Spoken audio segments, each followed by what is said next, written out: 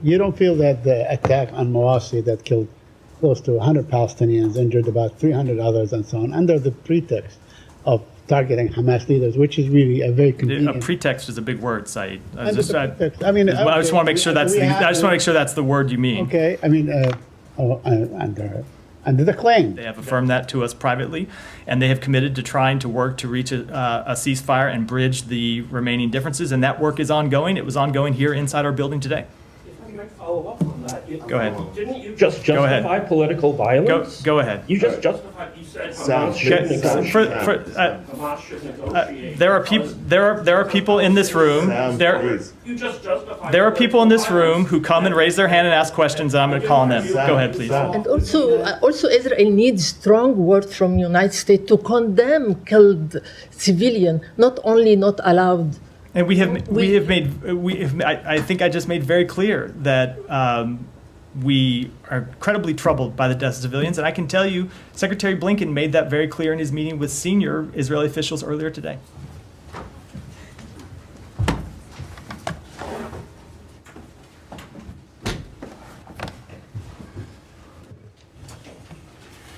Good afternoon, everyone. I'm going to start with some comments on the assassination attempt against former President Trump this weekend. Obviously, most of the work that we do here at the State Department relates to events overseas, and it is rare that I comment on things that happen here at home. But of course, what happens inside the United States is essential to the work that we do outside our borders. One of our responsibilities as America's diplomats is to promote our core values around the world: democracy, human rights, human dignity, and the ability to resolve our differences without resorting to violence. We know today that people around the world, governments around the world, have questions about what happened on Saturday, just as Americans do. And our message to them is simple. As President Biden has made clear, there is no place for violence in our democracy, period. We condemn this attack and all political violence strongly and unequivocally, just as we condemn political violence in any country. And just as we have condemned previous acts of political violence in the United States, whether it be the attack on members of Congress practicing for a baseball game, the brutal assault on Paul Pelosi, or of course, the horrific events of January 6, 2021. One of the things that Secretary Blinken has often spoken to is the effect of dehumanization and the cost to society when people lose sight of the core humanity they share with others, even those with whom they strongly disagree. Dehumanization is at the root of so many of the difficult challenges we face in the world, and confronting it is the key to finding solutions to the issues that divide us. So at this time, when people around the world have questions about our democracy, a big part of what we must do is show them how we respond as a nation. This morning, Secretary Blinken convened the senior leadership team here at the department to remind them that one of America's great strengths throughout our history has been our ability to reclaim our humanity, our fundamental decency after acts of tremendous violence and inhumanity. And he asked them to deliver that message around the world, to remind our allies and partners that America has faced trying times before, but that we have emerged from them stronger because of our core values that we share as a nation: a commitment to democracy, a respect for the rule of law, and a common aspiration not to let the things that divide us overwhelm those that bind us together. With that, take your questions. Right. So on that, has there been like an ALDAC or something that's gone out to all embassies, or was this just something that he said in the senior staff meeting? There's not been an ALDAC that's gone out. We are going to have guidance that goes out to the field to talk about the events that will be consistent with what you've heard the president say, that we condemn violence, and we'll make that clear to people around the world who have questions. But today he was talking to senior leadership of the department and asking them to deliver that message to their teams. Are you aware of any countries who have specifically asked U.S. diplomats abroad or here? We have received, I don't know about asking questions so much as expressing concern, in the same way they have expressed concern in their public statements and in the same way that we express concern when we see acts of political violence in other countries. So I think what the Secretary wanted to do is make sure the team knew to remind countries that we have faced horrific political violence in this country before. Obviously, we've seen assassination attempts. We've seen successful assassinations in this country. And we have worked through that by returning to our core values as a nation, and that we will do so again today. Okay, and obviously the State Department doesn't have, well, it doesn't have any role at all in the domestic investigation into this or whatever. So so you would acknowledge, I think, that you're a bit limited in being able to answer questions from foreign countries, right? Correct. And so what do you tell them? You tell them to go to DOJ? If anyone had a question about the investigation, it would be something that we wouldn't comment on. We'd say that a domestic investigation is not something we would share with foreign countries in any event. We would wait to brief foreign countries when the results of that investigation were finished and made public, and that would be the case here. Can I ask a question? Yeah. How an incident like or an attempt like this impact U.S. foreign policy of the issues that are really very hot at the present time? Does it impact it in any way, or things go on as usual? No, it doesn't have any impact on our foreign policy. We make our decisions based on our values, based on our interests as a country, based on the interests of our allies and partners overseas and how to advance them. So no, this doesn't have any impact on those. Yeah. But do you have any response to how the Russians reacted to what happened on Saturday? They blamed the Biden administration for creating quote-unquote atmosphere.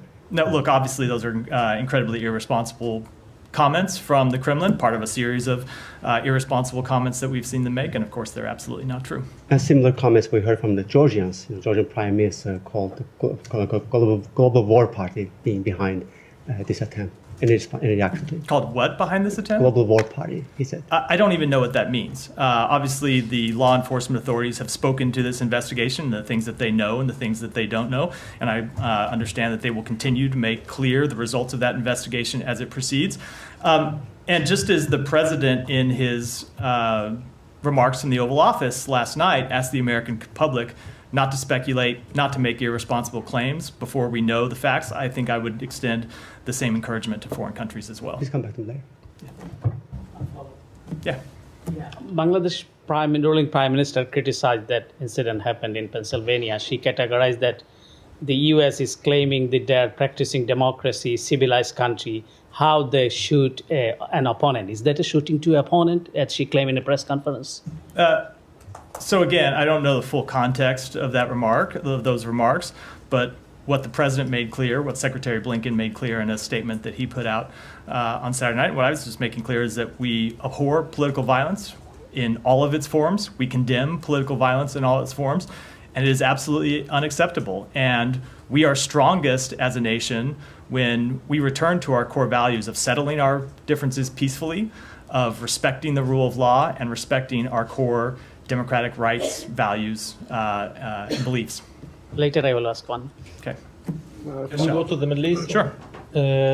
Secretary Blinken has met today with Minister Dermer and Advisor Hanegbi. Do you have any readout?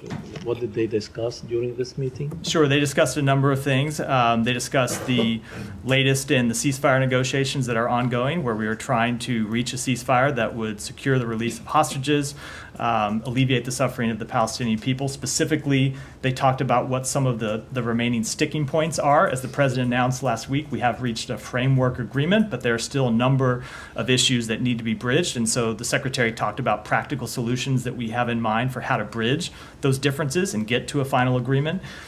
They talked about plans for the day after the conflict and how to establish governance and security in Gaza. And of course, as always, the secretary raised the need to even in advance of a hoped-for ceasefire, do more to resolve logistical issues that are preventing humanitarian assistance from being fully delivered across the Gaza Strip. Did they discuss Lebanon too? They did discuss Lebanon, and the secretary made clear, of course, as he does in all our conversations, that we continue to seek a diplomatic resolution to that conflict. Yeah. One more. Oh, sorry. Yeah. Sure. On the talks on the ceasefire, is there any update? Israel was saying that the talks have already stopped. Did they? No, the negotiations, I'm not sure the comment to which you're referring, but the negotiations do continue. We continue to talk with the mediators about, as I said, what the remaining sticking points are and some of the practical ideas we have and that others have for how to bridge those sticking points. Thanks. Yeah, so, Just to follow up on that, I mean, last week you and your colleague expressed hope that we're maybe getting close. That you still feel that way? You still feel that we are getting close? we have certainly made progress. We have resolved a number of the issues. There were some major divides between the parties. We have resolved a number of those. As the president said, we have reached a framework. And we do believe that the remaining issues are issues that can be solved. And we think there are practical ways to resolve them, and we're putting those ideas forward and trying to reach a solution. But as always, that doesn't mean we necessarily will reach one. It takes the parties agreeing to some of these ideas. So we remain optimistic, but also realistic at the same time. So you don't think that what Mr. Netanyahu did, the Prime Minister of Israel, by reversing, a major concession that they made apparently to the negotiators this past, only yesterday or the day before, you don't think that is actually an attempt on his part to scuttle the negotiations, or if anything, just to stall it? So I will tell you what we heard directly from two senior advisors to Prime Minister Netanyahu today. And that is that Israel is still committed to reaching a ceasefire, that Israel wants to reach a ceasefire. Obviously, they want to protect their interests. We understand that as part of the negotiating process. But they do want to reach a ceasefire and are committed to these negotiations. As I said, there are a few remaining sticking points, and we're working to try and resolve those. And we're committed to trying to do that. You don't feel that the attack on Mawasi that killed close to 100 Palestinians, injured about 300 others, and so on, under the pretext of targeting Hamas leaders, which is really a very convenient. A pretext is a big word, Saeed. I I just want to make sure that's the word you mean. Okay, I mean under the claim that they were targeting Hamas leaders, which they never have to prove anyway. They can say, we know that this X person was there and Y person was there, so we target them, we kill all these people. Then nobody's going to ask us, and the most they can do is just we will launch an investigation, which we never hear the results of. So you don't feel that such a crime, really, using F-35 to bomb two places, one of them, against the respondents, the first responders and so on, while the other was going on. You don't think this is an attempt by the Israeli government to just basically say, you can go, fly a kite, so to speak. So Saeed, if you were the representative of the Palestinian people charged with negotiations for this ceasefire, is the idea that the loss of civilian life would make you less committed to reaching a ceasefire? I guess I don't understand the logic of the question. I'm not talking about the Palestinians. No. I'm just saying that if the idea is somehow that this strike and the loss of civilian life would somehow jeopardize negotiations for a ceasefire because the other side wouldn't want to reach a ceasefire, I don't think I understand the claim. No, I think what we have seen in statements and indeed in the negotiations that Hamas is really, at least it appears to be committed to the negotiations and so on. But what we have seen is a pattern by the Israeli government that every time we get close to the result, we get something like this, we get a bombardment that, in the hope that it will scuttle, and leave it, to keep the onus on Hamas, so to speak. So we're not concerned about the Palestinians are committed to this ceasefire, but are you certain that Israel is committed to the points that were, stated by the president on May 31? They are committed to the proposal that they put forward, that the president publicly described on May 31st. They have said that publicly. They have affirmed that to us privately. And they have committed to trying to work to reach a ceasefire and bridge the remaining differences. And that work is ongoing. It was ongoing here inside our building today. If I might follow up on that. Go ahead. Didn't you just justify political violence? Go ahead. You just justified. You said Hamas should negotiate. There are people in this room. You just justified. There are people in this room who come and raise their hand and ask questions, and I'm going to call on them. Go ahead, please. Please. Thank you, Matt.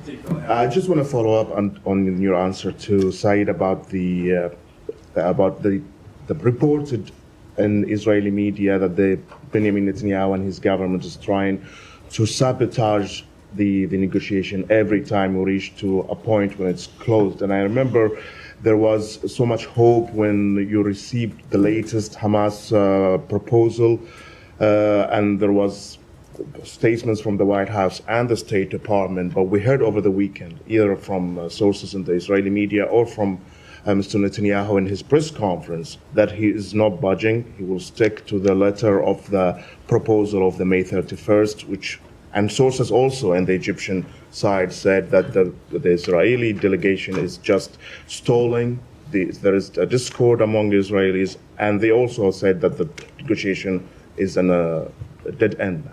So we often see reports out of the negotiations, and I will just, without attributing anything to those specific claims, note that oftentimes the reports we see from the parties involved in the negotiations don't reflect reality. Sometimes you see people make claims to try to leverage or try to increase their leverage in the negotiations. That said, we continue to hear from Israel directly that they want to reach a ceasefire, and they're committed to the proposal that they put forward. Now, does that mean that they're going to agree to everything that gets put forward by the other side? Of course not. And the same is true in every negotiation. That's why you have a negotiation, is try to resolve differences, and that's what we're trying to do.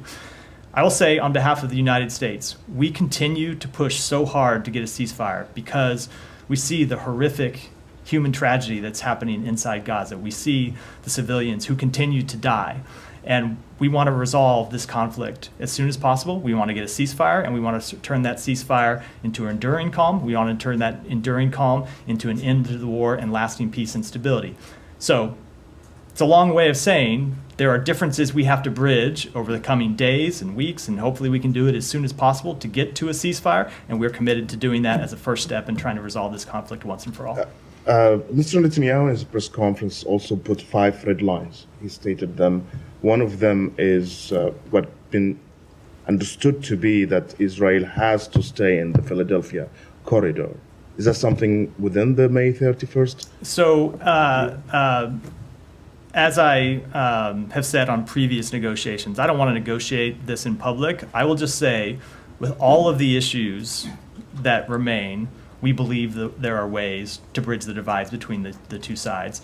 That pertains to all of the remaining issues. I'm not going to get into how we would do that or what they might be, but that's what we're committed to trying to do. Thank you. Janie. Thank you. Excuse me, 2 questions. At the U.S. and ROK summit last week, a joint statement was issued regarding nuclear deterrence and approval of nuclear operational guidelines between U.S. and South Korea. In response, North Korea said the joint statement was an illegal document and criticized the U.S. and NATO for being more dangerous. How will you react to this? Of course, that is not accurate. NATO remains a defensive alliance. And as always, I'm not going to respond to every provocative and inaccurate statement by the government of North Korea. And another one, military cooperation between North Korea and Russia, and Putin's recognition of North Korea as a nuclear state have made it difficult for North Korea to engage in dialogue to give up the nuclear weapons. Are there any change in United States foreign policy to resolve North Korea's nuclear program? No, we remain committed to the full denuclearization of the Korean Peninsula. So I still expect North Korea come up to talk with the United States for this regarding. There has been no change with regard to this policy. Yeah. Israeli Finance Minister Smotrich today opposed releasing Palestinian prisoners as part of any potential Gaza ceasefire agreement. Have you seen that comment, and do you have any reaction to this, especially with regards to Gaza ceasefire talks? I have not seen that comment, but obviously an exchange of prisoners is something that was included in the previous 1-week pause that happened last fall, and a potential exchange of prisoners is something that's included in the package that's on the table.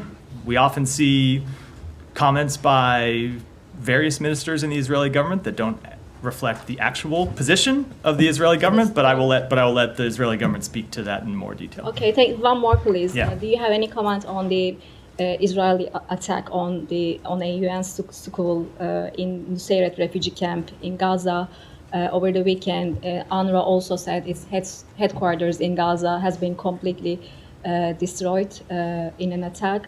What is your reaction, and do you think Israel is targeting UNRWA sites intentionally? So one of the things the Secretary did when he met with Ron Dermer and the National Security Advisor Hanegbi earlier today was to express our serious concern about the recent civilian casualties in Gaza.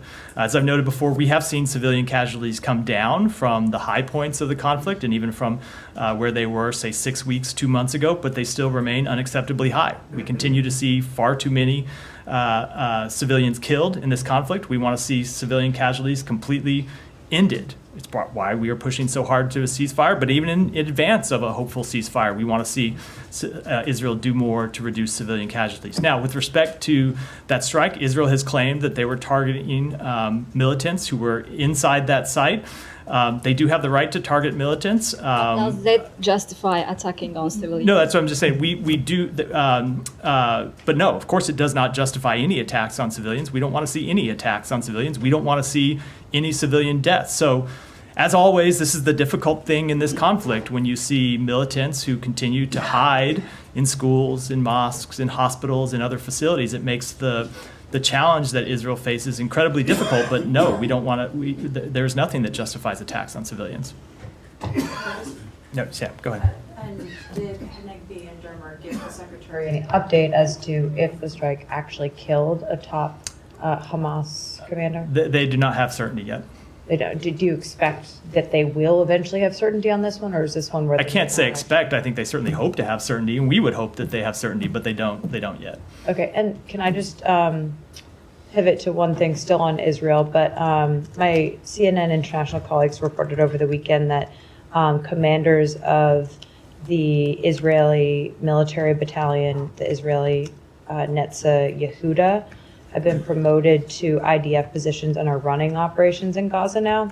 I ask about it because obviously this is one of those battalions that was accused of gross human rights violations committed before October 7th, but the United States didn't make a decision as to whether or not you guys are going to restrict U.S. military assistance that could get to that battalion. So I just wonder if you guys have a response to the fact that now some of these former officials part of this command are now in Gaza, and if you've talked to Israeli officials about that at all. We have been talking to Israeli officials about this unit as part of our ongoing review and asking them for information and receiving information and getting that and reviewing it. I'm not aware of any conversations as of yet. They may have happened, and I'm not aware of them about people who were formerly of that unit that have gone on to other positions. So you don't know if the U.S. government was made aware or not that they were going to go on to positions in the IDF and in Gaza? I don't. Okay, and I mean, like timeline here, I mean, this, you guys made this determination more than almost 3 months ago now. The Secretary said that you guys were engaging to identify an effective remediation path for this unit. I don't have a timeline. We want to resolve it as expeditiously as possible, but we're continuing to engage with the government of Israel about what effective remediation measures might look like, and that's a process that's ongoing. And are they providing you all with the information you've asked for? They have provided us with information. I can't speak to the full status of where that stands and what, when it comes to getting information from them, but they have provided us some information, yes. Gita. Thank you, Matt. There's a group of American Iranians outside this building today protesting to what they're saying very long delay in the processing of their family members' visa applications, different types of visas, obviously. And they're saying that they're hearing of others who have put in applications much later than them, and those people are processed and they've received their visas, however, not these people. Is priority being given to any certain group of visa applicants? So I can't speak to those questions with any specificity. As you know, visa records are confidential under under U.S. law. But I can say that we review and act on all visa applications as quickly as we can, but it's important that we are thorough in that review. Visa applicants have to undergo a thorough security screening. That's part of the process, as well as other measures. And so that's the process we have to go through. I know it's sometimes frustrating for people. Oftentimes we can't explain the delays that there are in acting on any one applicant's status or their application, but it's something that we try to do as quickly as we can, but not at the expense of sacrificing thoroughness. You did say you cannot explain, and that's one of their major grievances. Well, at least tell us, what's going on, so we either know it's one way or another, yes or no, or if they need to do something. I certainly understand the difficult situation that people are in when they have applications that are pending and they want to either, of course, first priority is to see them approved, and absent being approved, they just want an answer. All I can say from here is that we do act as quickly as possible, but sometimes it's a difficult process. There is security screening that we have to go through and other steps, and so we take those measures as quickly as we can, but our first priority is to make sure that we're thorough. Yeah, Michelle. To the region, did the Secretary discuss with the Israeli officials the delivery of arms to Israel, and is there any update regarding the 2,000-pound bombs? I don't have any readout with respect to that potential discussion about that. It is something that often comes up in those meetings, but no, there is no update with the delivery of the 2,000-pound bombs. That shipment remains paused and under review. Thank you. Yeah, go ahead. Thank you very much, Matt. A couple of questions. It's very nice to hear State Department talk about the political violence.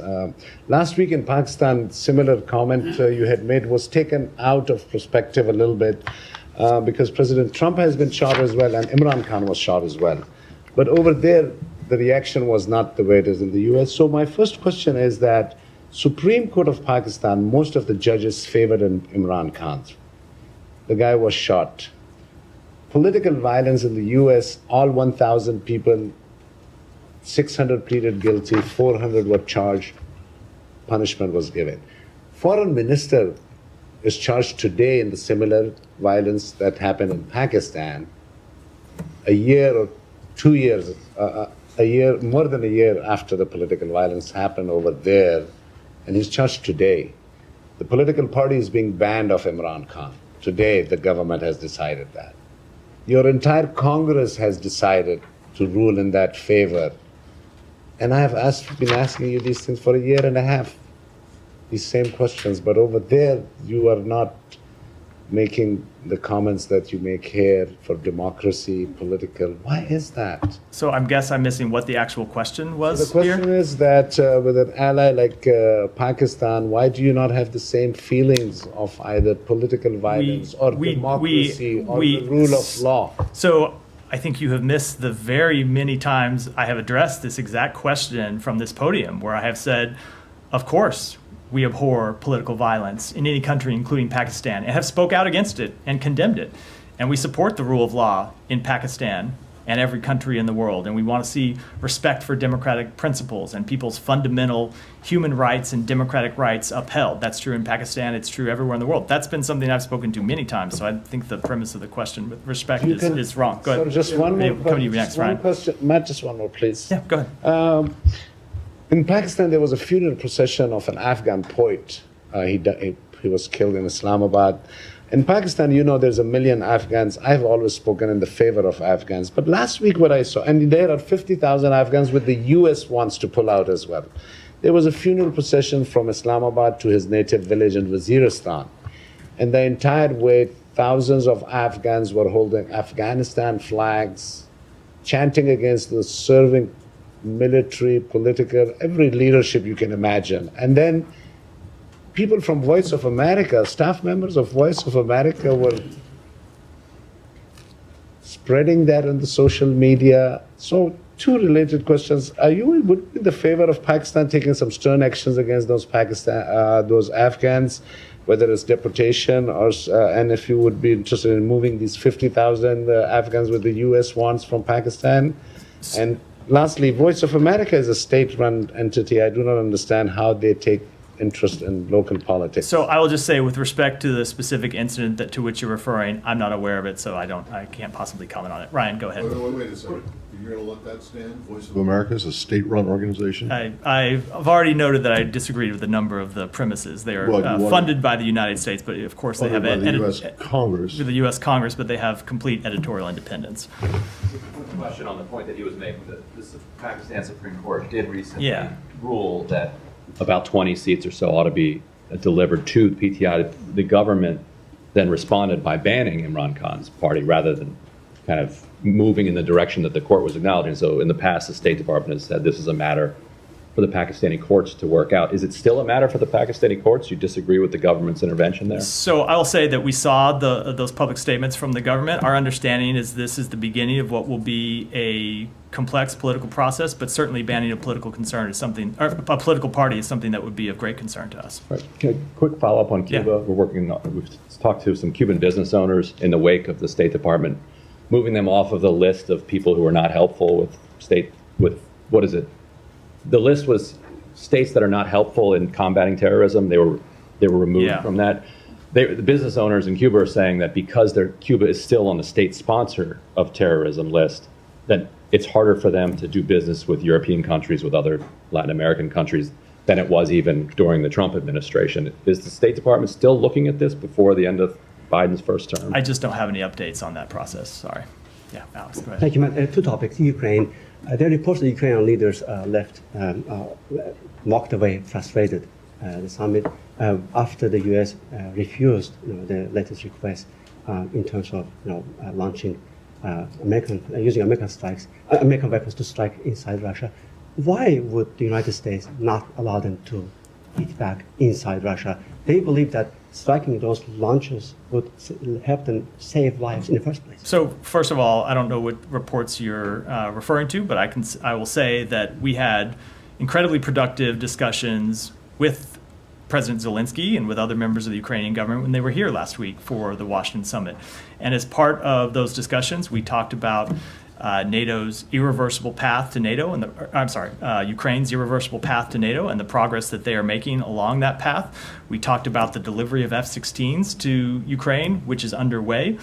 We talked about the fact that we are providing them additional air defense systems, something that President Zelensky had specifically asked for, and that we were able to do both from our own stocks and from marshaling the coalition that we have assembled all around the world. With respect to the question, the president actually got this question at his press conference last week and spoke to it quite directly.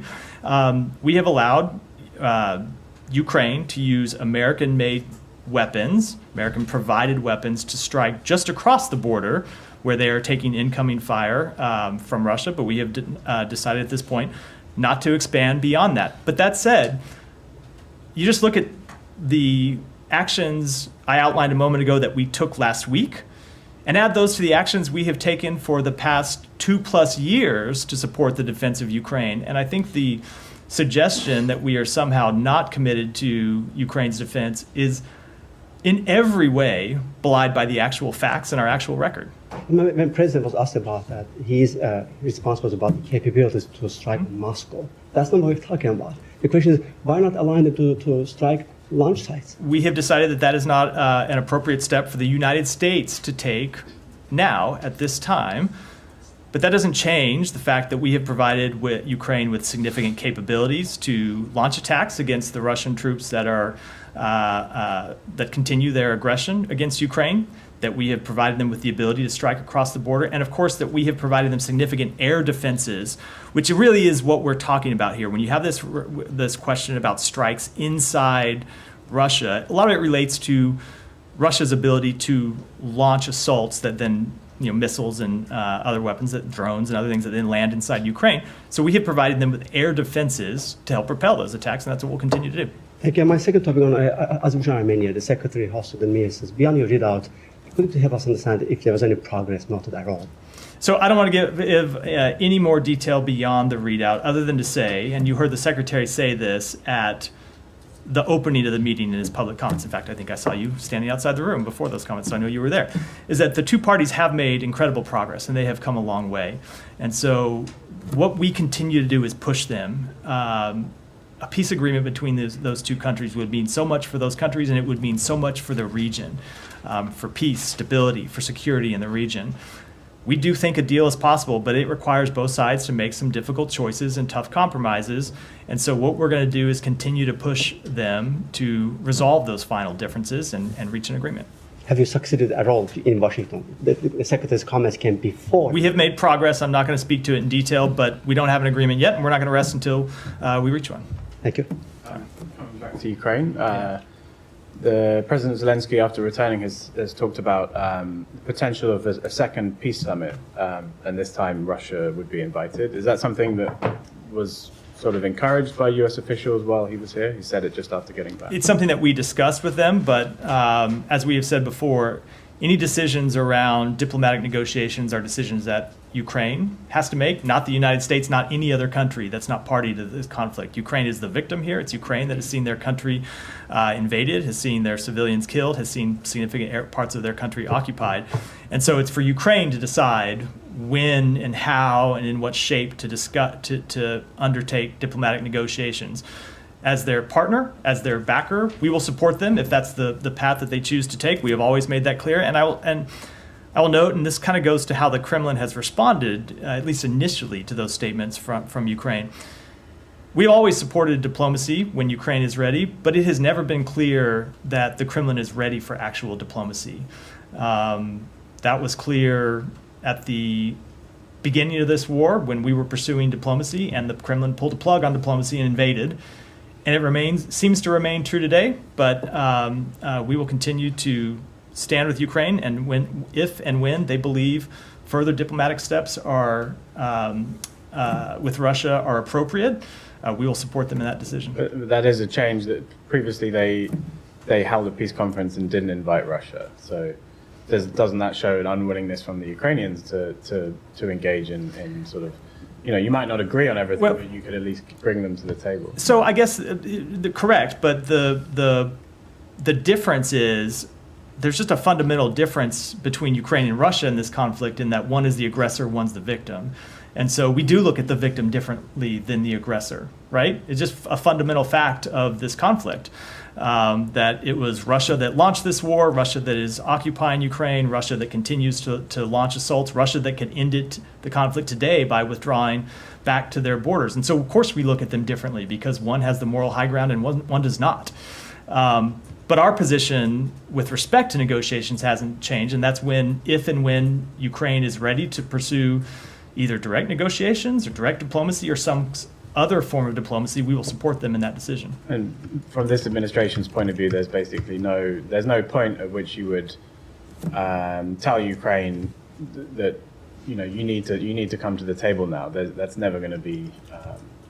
I guess I'm asking because depending on who might be the vice presidential pick for the Republican nominee, and things that the Republican nominee has spoken about Ukraine, it seems like there's a reasonable possibility, depending on which way you think the election's going to go, that early next year the situation's going to look quite different. So from the Ukrainians' point of view, do you think they might be responding to U.S. political realities by making this step? I am not going to speculate or comment in any way on why the Ukrainians might be making that decision, other than to say that lots of times you hear people say, we want to see peace in Ukraine. Of course, we want to see peace too.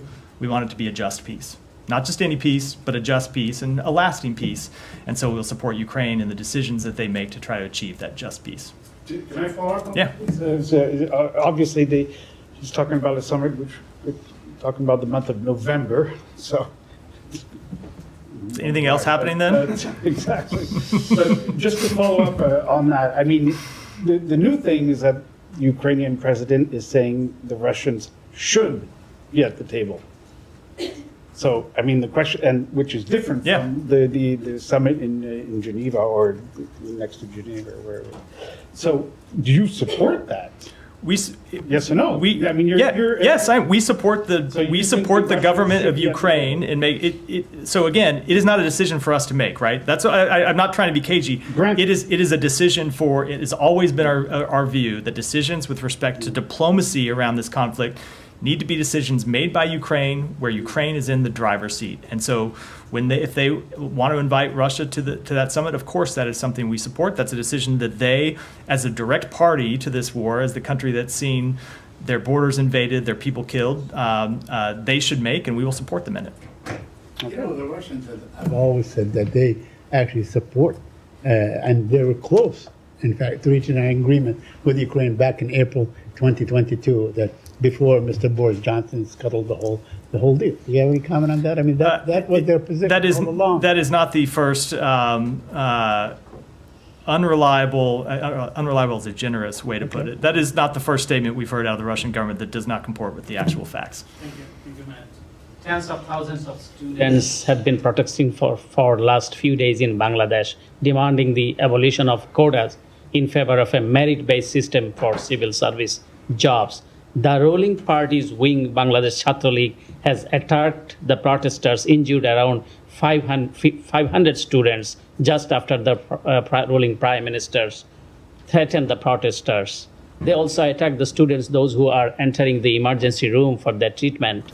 So what is your stance on those ongoing massive protests in Bangladesh? So we are aware of and are monitoring reports of widespread student protests in Dhaka and around Bangladesh that have killed 2 and attacked and injured hundreds. The freedom of expression and peaceful assembly are essential building blocks of any thriving democracy, and we condemn any violence against peaceful protesters. Our thoughts are with those who have been impacted by this violence. Thank you.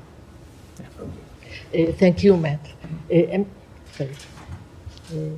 A meeting was held a few days ago in Cairo regarding the arrangement of boarding between Egypt and Israel and the United States. While Egypt insists Israel to withdraw from Philadelphia corridor, Israel is stay there and control over this area. There is any new arrangement regarding this issue? No new agreement, but it is something we are working on. Israel has very real security concerns about the Philadelphia corridor. That was a chief, if not primary, smuggling route for Hamas to get weapons into Gaza that they used to launch the attacks of October 7th, that they used to launch rocket attacks against Israel, that they used to oppress the Palestinian people. So it is important that that smuggling of weapons into Gaza be resolved. It's also important that we find a way to reopen the Rafah border crossing. So we have been in talks with Egypt and with Israel about how to accomplish all those objectives, but I don't have any announcements to make today with regards to any agreement. It's something that we're continuing to work on. Okay. Next question, please. When will the United States condemn Israel targeting of civilians in Gaza, especially considering that U.S. administration is providing Israel with the weapons that killed the Palestinian civilian? We are incredibly troubled by the ongoing deaths of Palestinians in Gaza. I've made that clear. I spoke to that earlier in the briefing in response to a question from one of your colleagues. Yes. As I said, it's an incredibly difficult situation. It remains an incredibly difficult situation.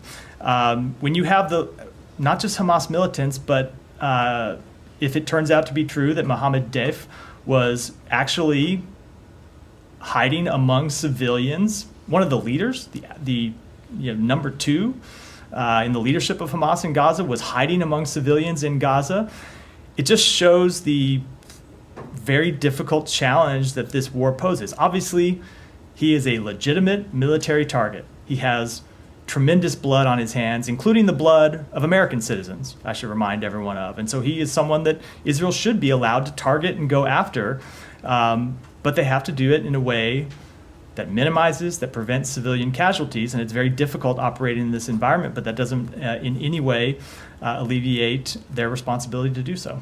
But is this justified to kill civilians, children? There is no justification for the death of civilians. No, absolutely not. We don't want to see any civilians die. There is justification for strikes on military targets and militants, including the leadership of Hamas. And those are strikes that we support, but they need to be carried out in a way that, to the maximum, to the furthest extent possible, minimizes and prevents civilian harm. That is what we continue to press upon the government of Israel. As I said earlier, civilian casualties have come down fairly significantly from earlier in the war, but they still remain unacceptable. And that is why we continue to push for a ceasefire. It's why a ceasefire is so important, because then you wouldn't have kinetic activity inside Gaza that was leading to these civilian deaths day after day after day. You would have a pause in the conflict, a ceasefire that hopefully we could widen into an actual end to the war. And also Israel needs strong words from United States to condemn killed civilian, not only not allowed. And I think I just made very clear that we are incredibly troubled by the deaths of civilians. And I can tell you, Secretary Blinken made that very clear in his meeting with senior Israeli officials earlier today.